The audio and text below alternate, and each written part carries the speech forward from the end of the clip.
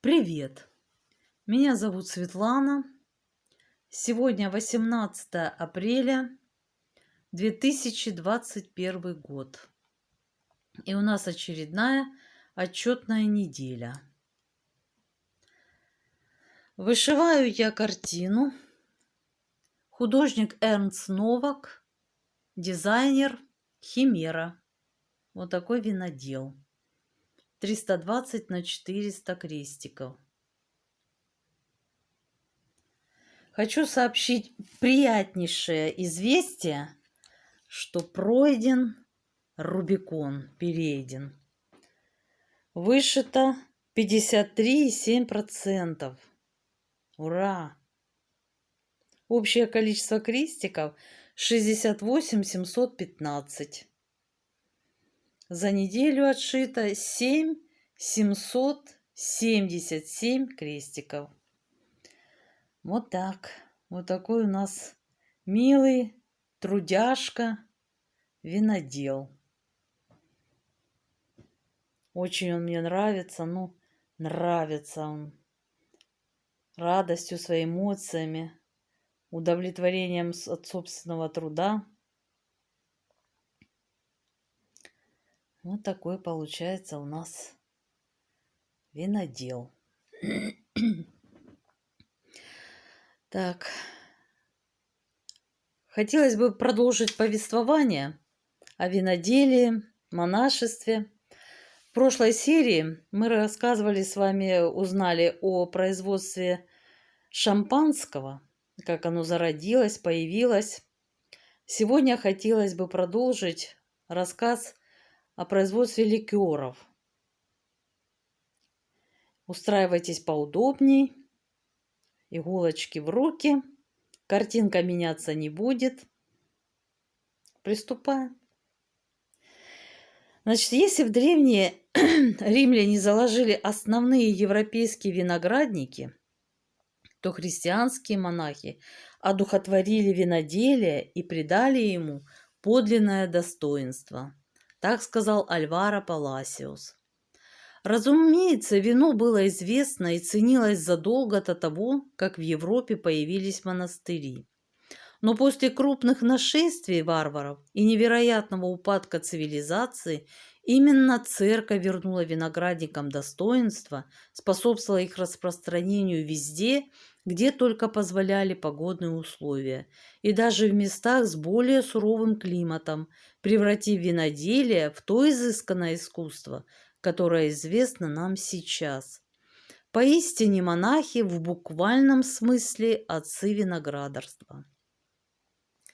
Они разводили виноградники преимущественно возле судоходных рек. В то время, когда водоизмещение судов было невелико, таких рек существовало много.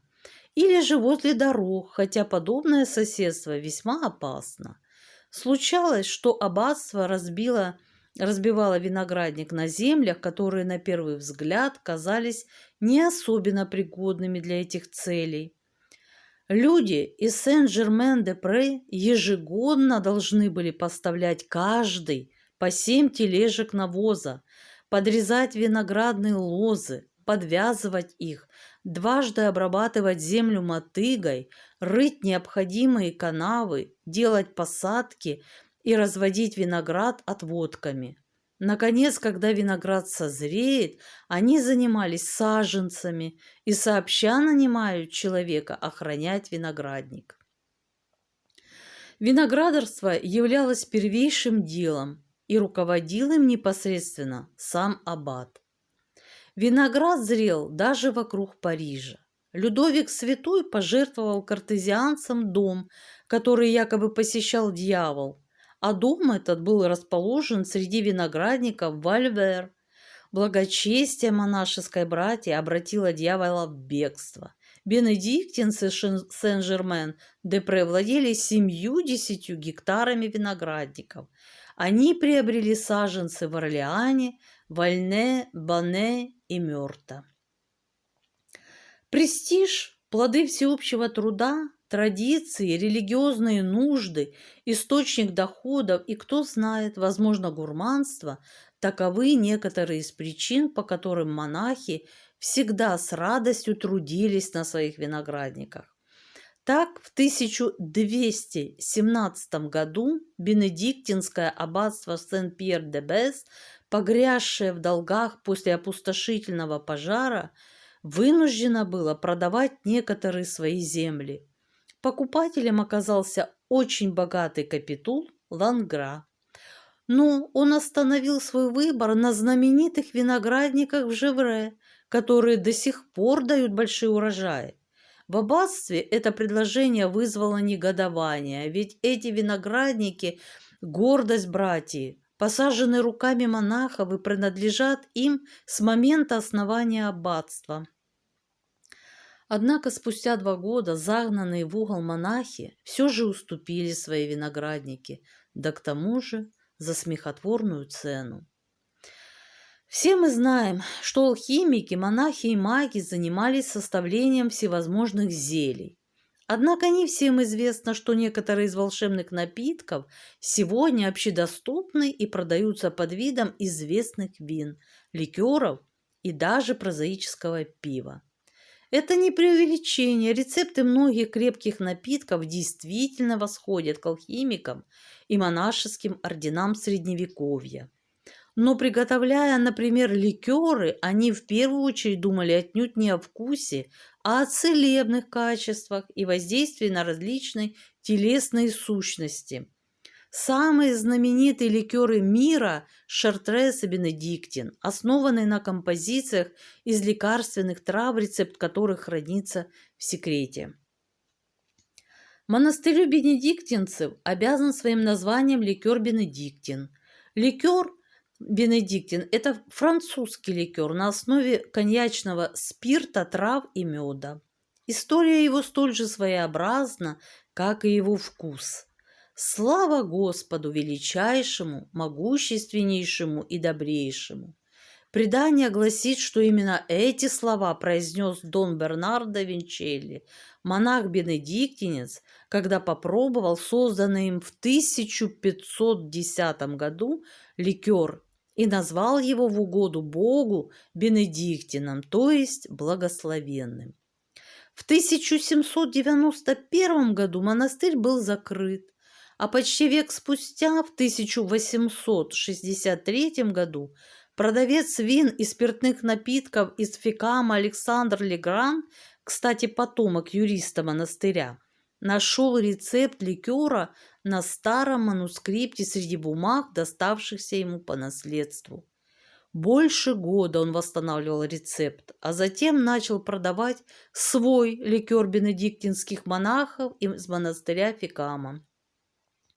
Причем добился официального разрешения на право производить этот напиток, который и стал известен как ликер Бенедиктин. В состав Бенедиктина входит набор целебных и ароматических трав более 75, на минуточку.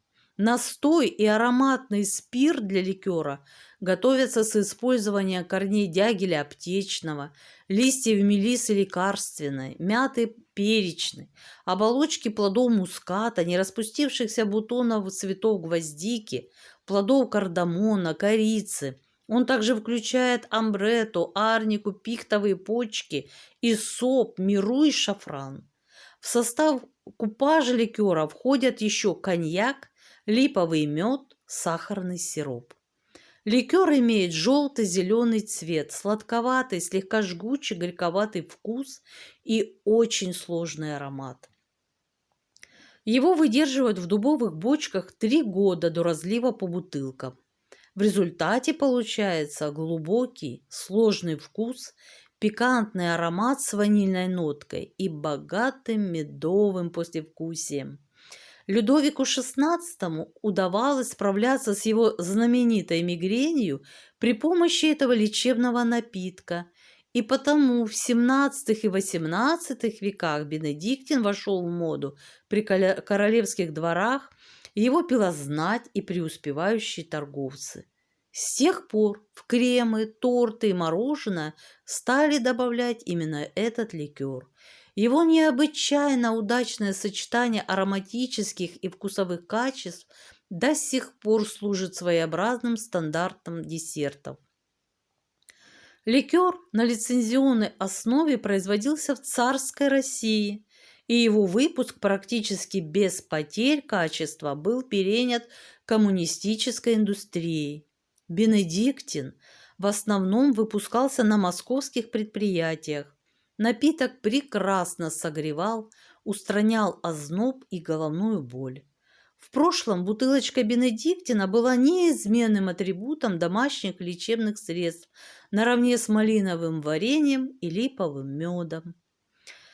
И у другого знаменитого французского ликера Шартреза тоже монастырское происхождение. Он был рожден в стенах монастыря Гран-Шатрез, Большая обитель, основанного в 1084 году неподалеку от Гренобля святого Бруна. История с рецептурой Шартреза достаточно темная. Рецепт то терялся, то находился. Композиция или формула ликера, включающая в свой состав огромнейшее количество разных трав и специй, естественно, держится в секрете. Считается, что в XVI веке монахам монастыря передали древний манускрипт с рецептом эликсира жизни. Другая же версия гласит, что маршал Франции Франсуа д'Эстре передал на хранение в Картезианский монастырь Гран-Шатре манускрипт с описанием рецепта некоего эликсира долголетия. Эликсир представлял собой бальзам крепостью 71 градус на основе настоя 130 трав. Оборотистые монахи Гран-Шатреза быстро наладили продажу напитка, сбывая его мелкими партиями на рынках близлежащих Гренобля и Шамбери. Этот самый эликсир долголетия, ныне известный как растительный эликсир Гран-Шатрез, и является прародителем знаменитого ликера. Напиток сразу начал пользоваться успехом, главным образом благодаря своим целебным свойствам. Алмаз, ты устал? Ой, да ну. Вот кто тут звуковое сопровождение, Кунечка. Ух ты мой хороший. Тут-то монахи и осознали, что рецепт надлежит хранить в секрете. Братья принялись совершенствовать свой напиток, и в 1764 году на свет появился знаменитый зеленый шартрез. Это уже был настоящий ликер, крепостью 55 градусов, сладкий и пряный. Слава о новом напитке разнеслась по всей Франции. Но тут, как всегда не кстати, пришла революция. Так же, как и Бенедиктин, Шартрез пострадал от французской революции. Но в отличие от Бенедиктина, его производство не было остановлено, а перенесено в другой монастырь ордена. После реставрации монархии в 1816 году, когда монахи вернулись в Гран-Шатрез, вместе с ними туда вернулся и рецепт, и уж теперь никому из мирских людей не суждено было на него взглянуть. Итак, этот ликер до сих пор выпускается только монахами. Хочется закончить наш рассказ о монастырях и виноделии словами знаменитого французского исследователя Раймона Дюме.